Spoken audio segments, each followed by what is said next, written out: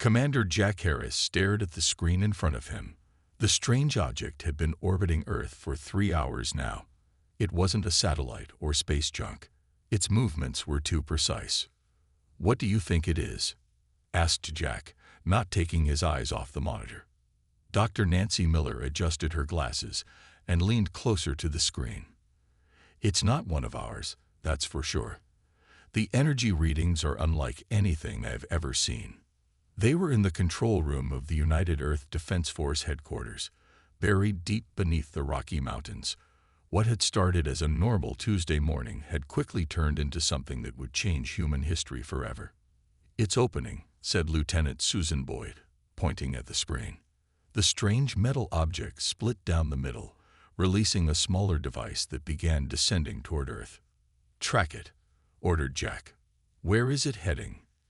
"Looks like Washington, D.C., replied Susan, her fingers flying across the keyboard. Within 30 minutes, Jack found himself in the Oval Office alongside the President, Dr. Miller, and the Joint Chiefs of Staff. The small probe had landed on the White House lawn and projected a message into the sky above the city. "Play it again," said the President, her face grim. The holographic recording flickered to life. A tall, blue-skinned alien with 4 arms and silver eyes stared out at them. "People of Earth, I am High Executor Zax Turl of the Galactic Dominion. Your planet has been identified as a Class C civilization, ready for integration into our empire. Resistance is not advised. Prepare for our arrival in 7 Earth days. Your cooperation will determine your place in the new order." The room fell silent after the message ended. "So," said the President finally, "aliens are real, and they want to take over our planet. Options." "Madam President," said Dr. Miller, stepping forward, "there's something you need to know, something only a few people on Earth are aware of." All eyes turned to her. 10 years ago, my team discovered something unusual about human brain patterns. Humans can manipulate quantum fields in ways that should be impossible. We've been developing this ability in secret." Jack looked stunned. "Are you saying humans have powers?" Dr. Miller nodded. "Not like in the movies, but yes, we can affect technology, disrupt energy fields, even communicate across vast distances instantly. If the aliens scan us, they'll see normal humans. They won't know what we can really do." The President leaned forward. "Why wasn't I told about this?" "National security," said General Alan Price. "The program was called Project Awakening. We've trained about 500 soldiers so far. And these abilities would help us against an alien invasion?" asked the President. Dr. Miller pulled out a small device from her pocket. It floated above her hand, then disassembled itself piece by piece in midair, before reassembling. "We believe so," she said simply. 3 days later, representatives from every nation gathered at the United Nations. For once, old enemies set aside their differences in the face of a common threat. "We need to send a response," said Jack, now appointed as Earth's military representative. "We should appear weak and cooperative while preparing our defenses." "Agreed," said the Chinese delegate. "We will hide our true capabilities." As the meeting continued, Jack's phone buzzed. A message from Dr. Miller. "Come to Lab 7. Urgent." Jack found Dr. Miller in a large underground facility where scientists were working on what looked like a spaceship. "Is that what I think it is?" asked Jack. Dr. Miller smiled. "Yes. We've had this technology for years. Reverse engineered from a crash in 1947. We're not as helpless as the Dominion thinks." "So what's the plan?" asked Jack. "You're going to lead our first diplomatic mission," said Dr. Miller. "And if diplomacy fails, you'll lead the defense of Earth." Jack stared at the ship, reality sinking in. In 1 week, he would come face to face with aliens who wanted to conquer his planet, but they had no idea what humans were truly capable of. "They think we're just another primitive species to add to their collection," he said softly. "They have no idea that Earth is going to be their biggest mistake." The massive alien ship appeared suddenly in Earth's orbit exactly 7 days after the message. It was huge, at least 3 miles long, with a surface that shimmered like oil on water. Smaller ships broke away from it and headed toward Earth. Jack stood on the landing pad at the newly created First Contact Center outside of Denver. Susan stood beside him, along with Dr. Miller and a team of 20 soldiers trained in the quantum abilities.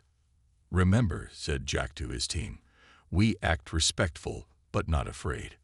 We need them to think we're just curious primitives." A sleek silver shuttle descended from the sky. It landed with barely a sound, and a door slid open. High Executor Zax Turl stepped out, followed by 6 guards. The aliens were even more intimidating in person. Tall, blue-skinned, with 4 arms and eyes that seemed to see everything. "Welcome to Earth," said Jack, stepping forward with his hands open to show he carried no weapons. Zax Turl looked down at Jack. "Commander Harris, your species has responded quickly. This is good." Jack tried not to show his surprise that the alien knew his name. "We are honored by your visit," said Jack. "Our leaders are eager to discuss terms of integration." Zax Turl made a sound that might have been a laugh. "There are no terms to discuss. We have scanned your world. Your technology is primitive. Your weapons would not harm even our smallest vessels. The Dominion has integrated thousands of worlds. Some resist. None succeed." Susan stepped forward. "Perhaps you would like to see our city. We have prepared a place for you to stay." The aliens followed them to a fleet of waiting vehicles. As they drove toward Denver, Jack noticed one of the alien guards scanning everything with a small device. "What's he doing?" Jack whispered to Susan. "Looking for threats," she whispered back. "But I'm more worried about what he's really scanning for." They reached the hotel that had been cleared for the aliens. As they walked through the lobby, Jack saw Zax Turl touch a small device on his wrist. Immediately, all the human electronic devices in the room flickered. "A simple precaution," said Zax Turl, "to ensure no recording devices." Later that evening, Earth's representatives met with the aliens in a conference room. The president joined via secure video link. "The Dominion requires access to your planet's resources," said Zax Turl. "Your oceans contain minerals valuable to us. Your population will be useful for labor. Those who cooperate will be treated well. And those who don't?" asked the president. "Will be treated accordingly," replied Zax Turl. Jack felt anger rising in his chest, but kept his face neutral. "How many worlds are part of the Dominion?" "Over 12,000, said Zax Turl proudly. "Most saw the wisdom in joining us quickly." The meeting continued for 2 hours. The humans pretended to consider the aliens' demands while secretly gathering information. When it ended, Jack and Susan walked the aliens back to their quarters. Once alone, Jack turned to Susan. "Contact General Price. Tell him to activate the defense network. They're not here to negotiate. They're here to take over." That night, Jack met with Dr. Miller in a secure underground room. "They've sent scouts to the surface," said Dr. Miller, showing Jack a map with blinking dots. "Small drones. They're mapping everything."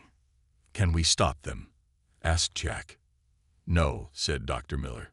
"But we can feed them false information, make Earth look less valuable than it is." A soldier rushed into the room. "Commander, we've detected energy signatures all over the planet. They're placing devices in our major cities." Jack looked at the new map that appeared on the screen. Dozens of red dots blinked across the globe. "What are they?" he asked. "Control nodes," said Dr. Miller grimly. "Standard Dominion procedure according to the data we gathered. They're preparing to take over our communication systems, power grids, everything." Jack stood up. "Then we move to Phase 2 now. Tell the president we can't wait any longer. It's time to show them what humans can really do." "Are you sure?" asked Susan. "Once we reveal our true capabilities, there's no going back." Jack looked at the map, at all the red dots representing alien technology threatening his planet. "They came to our home," he said firmly. "They think we're weak. It's time to correct that mistake." Dr. Miller led Jack and Susan deep beneath the Rocky Mountains. They walked through a long tunnel until they reached a large metal door. Dr. Miller placed her hand on a scanner, and the door opened. Inside was a vast room filled with people. Some sat with their eyes closed, while others moved small objects without touching them. "Project Awakening," said Dr. Miller. "Our best-trained quantum manipulators."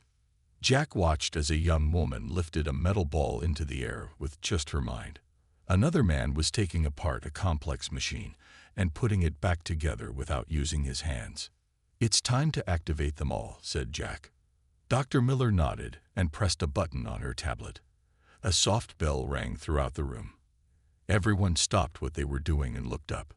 "Earth needs you now," Dr. Miller announced.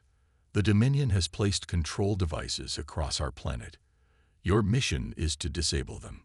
Teams of 3 were assigned to different cities around the world. They would use their quantum abilities to shut down the alien technology without the Dominion knowing who or what had done it.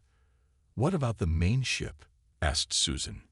"We have something special for that," replied Dr. Miller with a small smile. The next morning, Jack met with Zax Turrell again. The aliens seemed annoyed. "Our systems are experiencing problems," said Zax Turrell. "Strange energy patterns are interfering with our technology." Jack tried to look confused. "Really? Perhaps Earth's atmosphere is different from what you're used to." Zax Turrell's silver eyes narrowed. "Perhaps. Or perhaps humans are not as simple as we thought." "I don't know what you mean," said Jack innocently. At that moment, an alien guard rushed in. He spoke quickly to Zax Turrell in their language. The High Executor's face showed shock for the first time. "What's wrong?" asked Jack. "All of our control nodes have stopped working," said Zax Turrell. "Simultaneously. This is unexpected." Jack smiled slightly. "Maybe Earth isn't the easy target you thought it was." Zax Turrell stood up suddenly. "You know something about this."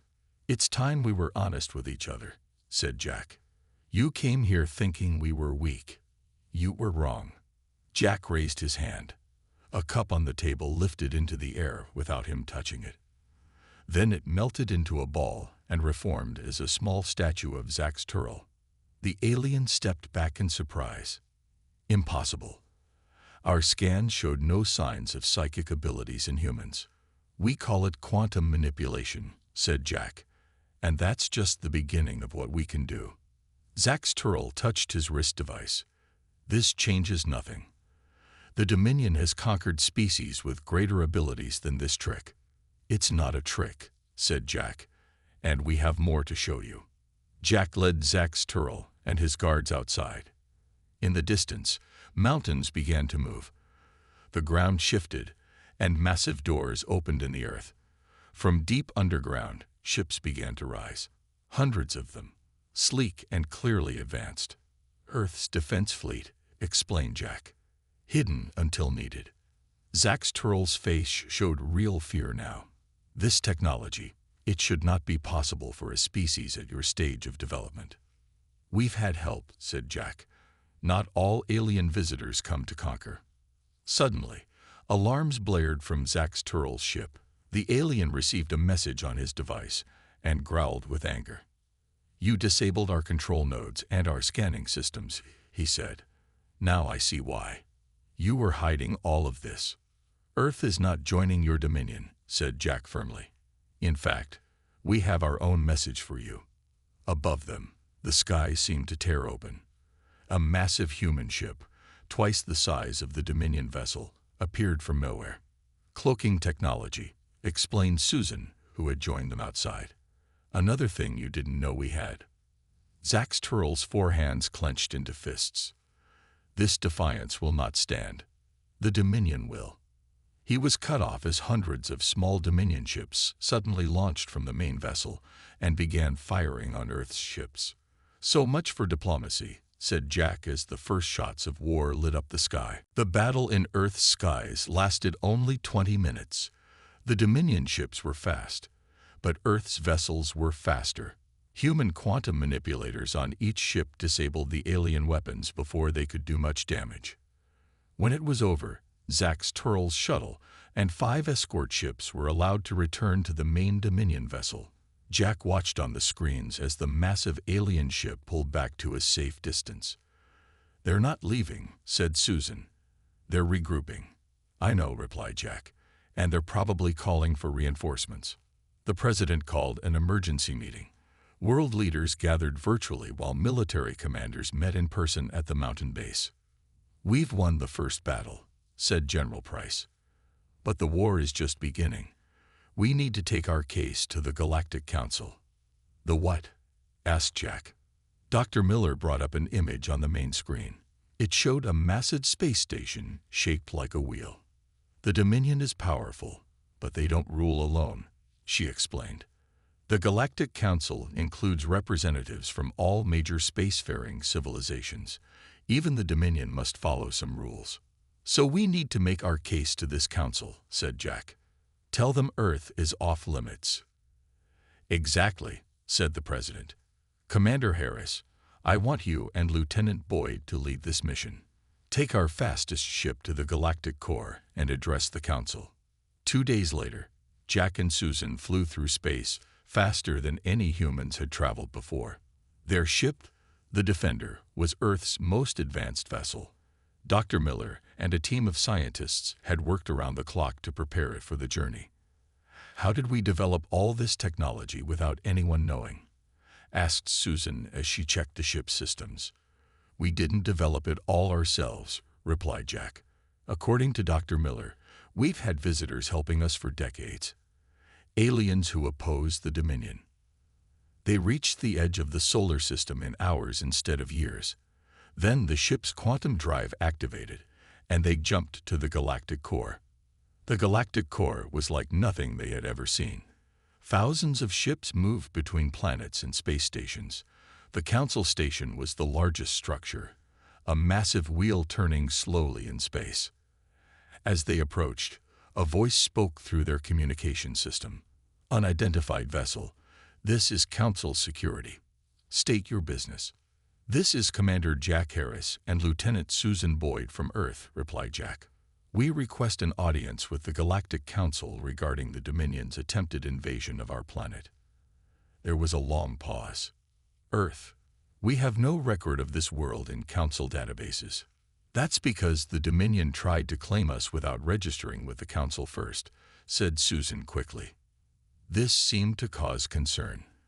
Their ship was directed to a docking bay, and they were met by security officers from various alien species. One stepped forward. She looked almost human except for her purple skin and silver hair. "I am Kivlara, Council's security chief. Your claim is very serious. The Dominion has standing in the Council." "We have proof," said Jack, "and we're not here to join the Council. We're here to warn the Dominion to stay away from Earth." Kivlara's eyes widened. Bold words for a species we've never heard of. As they were escorted through the station, Jack and Susan saw hundreds of different alien species. Some looked at them with curiosity, others with hostility. "The council session begins in one rotation," said Kivlara. "You'll be given 5 minutes to state your case." Back on Earth, Dr. Miller worked with scientist Frank Rivera on a new discovery. They had analyzed the Dominion technology captured during the battle. "Look at this," said Frank, pointing to a screen showing DNA patterns. "Humans evolved differently from every species in the Dominion database. Our planet's specific radiation patterns created something unique in us." "The quantum abilities," said Dr. Miller. Frank nodded. "We're not just another species to them. We might be their biggest threat." At that moment, Earth's sensors detected multiple ships entering the solar system. The Dominion reinforcements had arrived, and they had come in force. The Dominion attack force was massive. Over 50 large warships surrounded Earth, their weapons pointed at major cities. Smaller fighter ships zoomed through the atmosphere, testing Earth's defenses. Captain Olivia Green stood on the bridge of the Earth ship Defender I.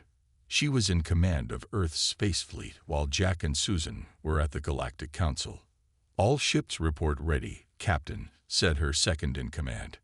"Good," said Olivia. "Remember the plan.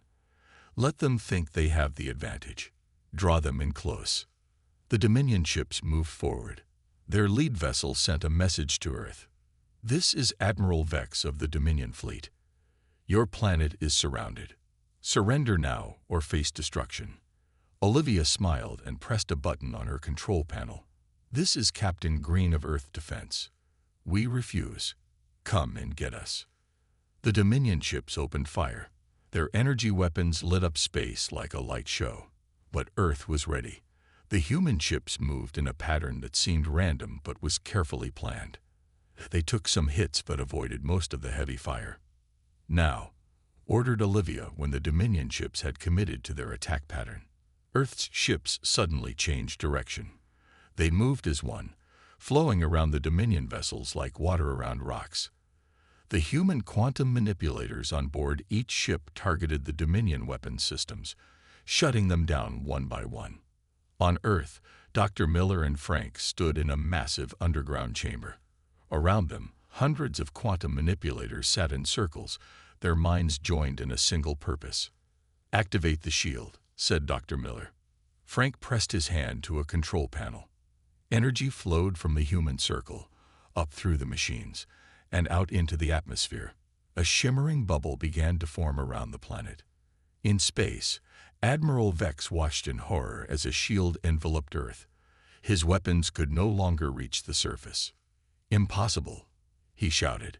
No Class C civilization has planetary shield technology. Some Dominion ships had already breached the atmosphere before the shield activated. They landed in different parts of Earth, and alien soldiers poured out, ready to fight. In New York, soldiers led by Major Pete Lewis faced off against the aliens in Central Park. The Dominion troops had energy weapons and battle armor, but the humans had their quantum abilities. Major Lewis raised his hand, and the aliens' weapons stopped working. In Beijing, Rio de Janeiro, and Cairo, similar battles took place. Humans working together could disable any Dominion technology. The aliens, used to relying on their advanced weapons, were forced to fight hand-to-hand against trained Earth soldiers. At the Galactic Council, Jack and Susan stood before representatives of 100 alien civilizations. The council chamber was a vast room with rising tiers of seats. Each counselor had a floating platform to sit on. The head counselor, a tall, thin alien with 6 eyes, spoke first. The representatives from Earth have requested this emergency session to address grievances against the Dominion. High Executor Zax Turl is here to respond. Jack stepped forward. Members of the Council, the Dominion attempted to conquer Earth without provocation. They claimed our world without following proper protocols. Even now, they attack our planet. Zax Turl rose from his seat. Earth is a primitive world, not yet ready for Council membership. The Dominion has authority to integrate such worlds for their own good. Jack pulled out a small device and projected images of the battle happening around Earth. The Council members murmured in surprise as they saw the Dominion fleet struggling against Earth's defenses. "Does this look like a primitive world to you?" asked Jack. "Earth is capable of defending itself. We demand that the Dominion recognize our sovereignty and withdraw from our solar system immediately." The Council erupted in debate. Some members supported Earth, others the Dominion. In the midst of the chaos, Kivlera approached Jack and Susan. "You need to leave," she whispered urgently. "The Dominion has agents here. Your lives are in danger." Jack and Susan followed Kivlera through the back halls of the Council station. Alarms sounded behind them. "The Dominion has more influence here than I realized," said Kivlera. "They've ordered your arrest on false charges." They reached a small docking bay where a ship waited. It wasn't sleek like most alien ships. It looked old and patched together. "This is my personal vessel," said Kivlera. "It's not pretty, but it's fast, and the Dominion won't recognize it."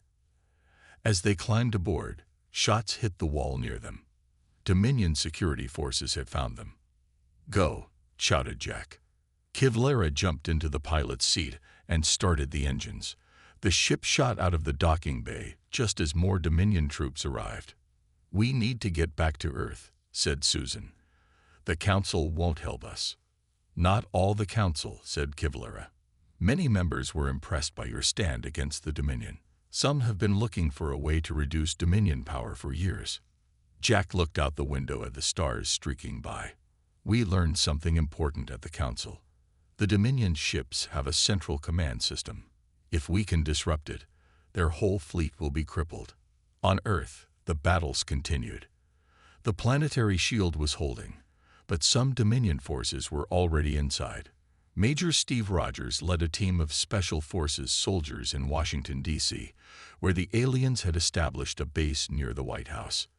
"They're setting up some kind of device," said one of his soldiers, looking through binoculars. Steve nodded. "Dr. Miller warned us about this. It's a shield breaker. If they activate it, they can open a hole in our planetary shield." "What's the plan, sir?" asked the soldier. Steve gathered his team around him. "We go in quiet. Let's use our abilities together." The team of 10 moved through the empty streets. When they reached the alien camp, they joined hands in a circle. Together, they focused their quantum abilities on the shield breaker device. The device began to shake. Alarms went off, and Dominion soldiers rushed to check what was happening. Before they could react, the shield breaker exploded in a flash of light. Steve's team moved in quickly. With the aliens confused, they took control of the base in minutes. In space, the battle had reached a critical point. The Dominion had called in even more ships. Earth's fleet was outnumbered 10-1. Captain Olivia Green received a transmission from Dr. Miller. "Olivia, Jack and Susan are returning with vital information. We need to hold the line until they get here." "We'll do our best," said Olivia, watching as another Earth ship was hit and damaged. "But we can't last much longer." On the far side of the moon, hidden from both Earth and the Dominion fleet, Dr. Miller and Frank worked in a secret base. They had studied the Dominion technology and made a discovery. "The human quantum ability comes from our unique brain patterns," said Frank. "And those patterns create waves that can disrupt the Dominion's hive mind communication. If we amplify those waves," started Dr. Miller. "We could shut down their entire fleet at once," finished Frank. They needed Jack to return with the final piece of information about the Dominion's command systems. Then they could end this war. Kivlera's ship appeared at the edge of the solar system. It had taken damage from Dominion pursuers, but had escaped. "We're approaching Earth," said Kivlera, "but we have company." 3 Dominion ships followed close behind, firing constantly. "We need to reach the moon base," said Jack. "Everything depends on it." Inside the Dominion flagship, Admiral Vex watched the battle with growing frustration. These humans were stronger than expected. Much stronger. "Prepare the planet killer," he ordered. "If we can't have Earth, no one will." His officers looked shocked. "But sir, the Council has forbidden the use of planet killers. It violates galactic law." Admiral Vex slammed his fist down. "I don't care. The humans must be stopped before others follow their example. Prepare the weapon now." Kivlera's ship dodged and weaved through space, taking hits but still flying. Jack and Susan held on as the ship shook. "We're almost there," said Kivlera, her purple hands flying over the controls. The moon came into view, and Jack directed her to a hidden entrance on the dark side. The Dominion ships followed close behind. "They're preparing to fire again," warned Susan, looking at the scanner. Suddenly, a dozen Earth ships appeared from behind the moon. They fired at the Dominion vessels, giving Kivlera's ship time to dive into the hidden base entrance. The door sealed shut behind them. Dr. Miller was waiting when they landed. "You made it. Did you get the information?" Jack nodded and handed her a small data device. "Everything about their command systems is here. The Dominion ships all connect to a central network. If we can disrupt it, they'll be helpless." They rushed to the main lab where Frank and a team of scientists waited. The data was quickly uploaded to their computers. "This is perfect," said Frank. "Now we know exactly which frequency to target." Dr. Miller turned to Jack and Susan. "While you were gone, we discovered how to amplify our quantum abilities. We can create a pulse that will shut down the Dominion fleet." "How soon can it be ready?" asked Jack. 10 minutes, replied Dr. Miller. But we have another problem.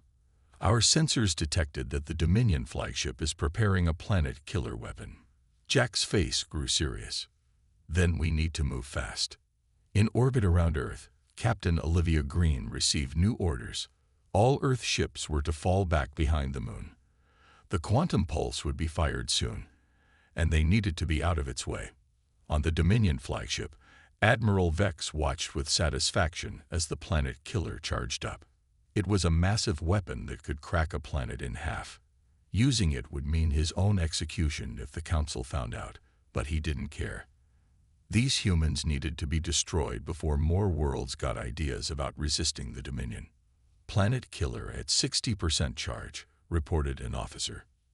"Good," said Admiral Vex. "Target Earth's core. I want nothing left but floating rocks." In the moon base, Dr. Miller and Frank made final adjustments to the quantum pulse device. It looked simple, just a metal sphere with hundreds of wires connected to it. But inside was the most advanced technology humans had ever created. 20 quantum manipulators sat in a circle around the device, channeling their abilities into it. Jack and Susan joined them, adding their power to the group. "Ready?" asked Dr. Miller. Everyone nodded. Firing quantum pulse in 3, 2, 1. The device glowed bright blue. A wave of energy shot out from the moon, invisible to normal eyes, but powerful in the quantum field. It spread across space like ripples in a pond. When it hit the Dominion fleet, every ship went dark. Their engines stopped, their weapons powered down, and their communications cut off. They floated in space, completely helpless. On the flagship, Admiral Vex stared in horror as all his systems shut down. The planet killer, charged to 80%, went silent. "What happened?" he demanded. "Get our systems back online now."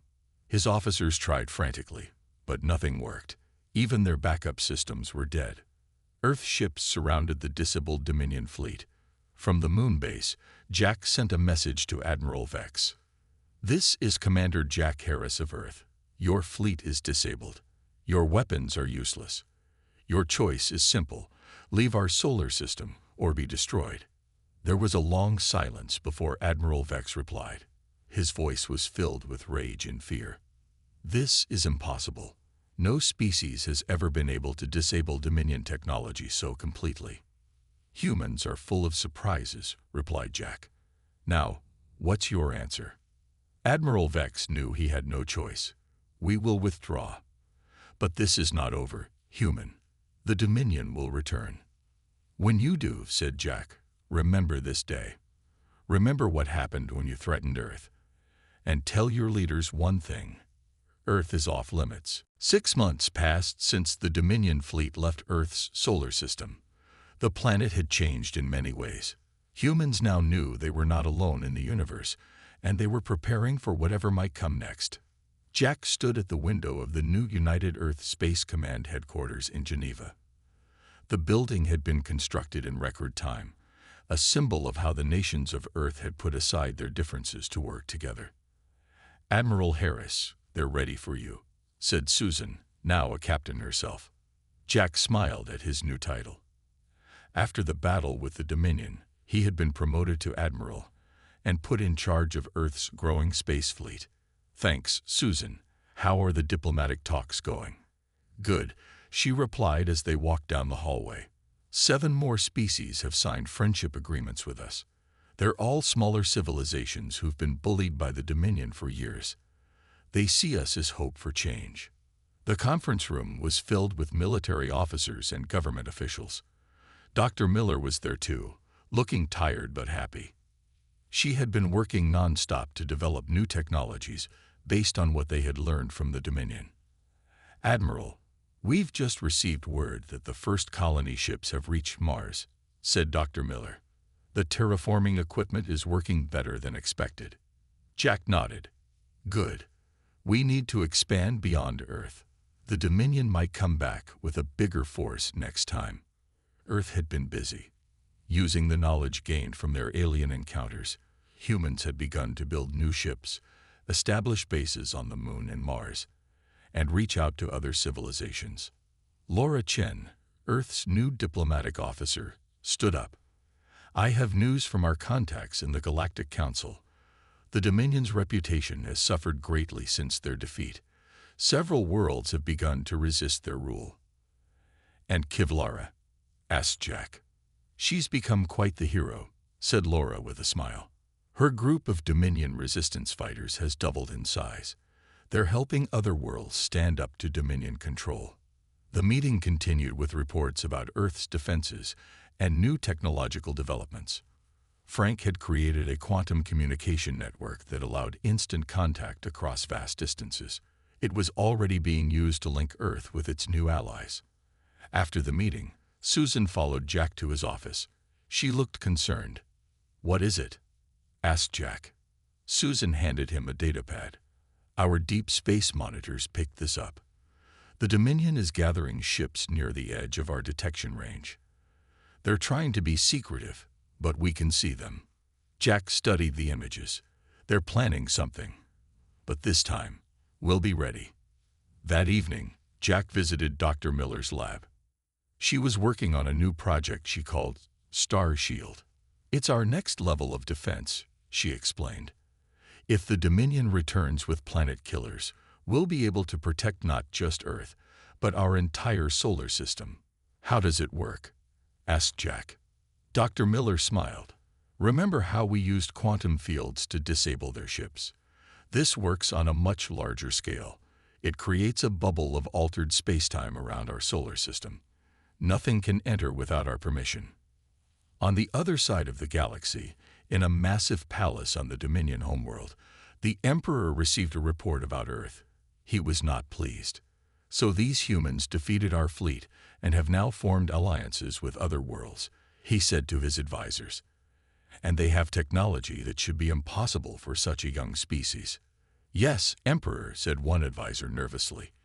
Admiral Vex has been executed for his failure. The Emperor stood up and walked to the window. He could see thousands of Dominion ships preparing for war. We will not attack Earth directly again. That was a mistake. Instead, we will be more subtle, cut off their allies, isolate them, then crush them. Another advisor stepped forward. But what if other worlds follow Earth's example? The Terran protectorate they've formed is growing. The Emperor's eyes narrowed. Then we must make an example of Earth, not through direct force, but through clever strategy. Prepare our agents. This is not over. Back on Earth, Jack looked up at the stars from his apartment balcony. He knew the Dominion would return someday. But humanity was no longer alone or unprepared.